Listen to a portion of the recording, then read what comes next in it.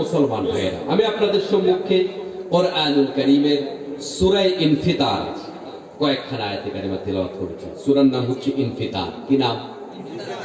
একটু মুখে মুখে জবাব দিয়ে তেমন অল্প সময়। আমি কিন্তু কথা খুব কম বলি, এটা আমার সব সময়ের নেচার। একদিনের জন্য তো আর আমি আমার স্বভাব বদলাতে পারবো না, বুঝেন নাই? আপনারা বিরক্ত হবেন না, বিরক্ত হওয়ার আগেই মাহফিল শেষ হবে। কিন্তু কথাগুলো একটু মুখে মুখে জবাব দিবেন, যেন পড়া মুখস্থ হয়, আমার যেন ভালো লাগে যে না এরা আমার কথা শুনছে। তো সূরার নাম হচ্ছে ইনফিতার। কি নাম?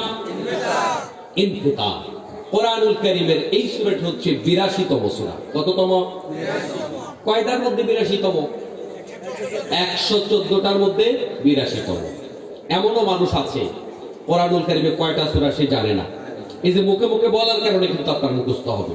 এই কমন জ্ঞানগুলো আমাদের সবার থাকতে হবে না? থাকতে হবে।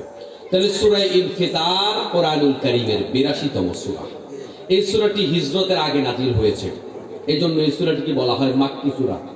হিজরত বুঝেননি আপনারা? মক্কার কাফেরদের নির্যাতনে আল্লাহর নবী সাল্লাল্লাহু আলাইহি ওয়াসাল্লাম যে স্থান ত্যাগ করেছেন, মক্কা থেকে মদিনায় গিয়েছেন, এই যাওয়াটাকে বলা হয় হিজরত। হিজরতের আগে যতগুলো সূরা নাযিল হয়েছে এগুলাকে বলে মাক্কি সূরা, আর হিজরতের পরে মদিনায় যাওয়ার পরে যেগুলা নাযিল হয়েছে এগুলাকে বলা হয় মাদানী সূরা। তাহলে সূরাগুলা কয় ভাগ বলেন তো আপনারা? আরো জোরে বলেন, কয় ভাগ? 2 ভাগ।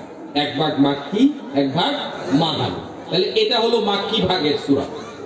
ইনফিতার মানে হচ্ছে ফেটে যাওয়া, চৌচির হয়ে যাওয়া, ভেঙে যাওয়া, চুরমার হয়ে যাওয়া। এই সূরার প্রথম আয়াতে এই ইনফিতারাত শব্দটা আছে, সেখান থেকে সূরার নামকরণ করা হয়েছে ইনফিতার। পড়াগুলো কি মুখস্থ হয়েছে? এবার বলেন তো সূরার নামটা কয় নাম্বার সূরা? এটা কয়টা আয়াত আছে বলছিলাম? 19টা আয়াত আছে। কয়টা? সবটা সূরা মিলে একটা রুকু। সবটা সূরা মিলে কয় রুকু? এখন অনেক আবার হুজুর এখানে আবার রুকু কোথা থেকে আসলো? রুকু তো আমাদের বিরোধী, যারা জানেন না একেবারে।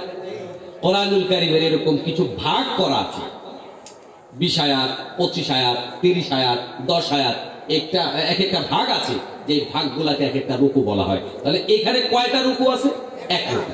পুরা সূরা মিলে এক রুকু। ইনফিতার শব্দটা কোথা থেকে এসেছে? এই সূরার প্রথম আয়াত থেকে।